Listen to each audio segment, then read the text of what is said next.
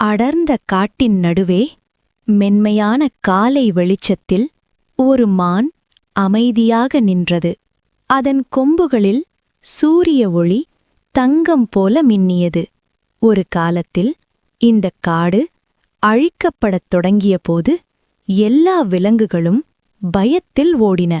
ஆனால் இந்த மான் மட்டும் தப்பி ஓடவில்லை. இந்தக் காடு என் வீடு என்று அது நினைத்தது. அன்று முதல் ஒவ்வொரு நாளும் காட்டைக் காக்கும் ஒரு காவலன் போல அது நின்றது.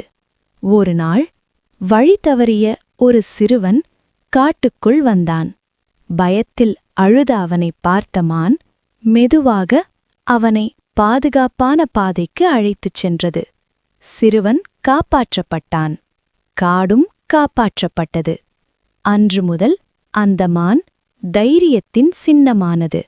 அமைதியாக இருந்தாலும் துணிச்சலுடன் நிற்கும் வாழ்க்கையின் ஒரு அழகான பாடமாக இந்த மான் விளங்கியது.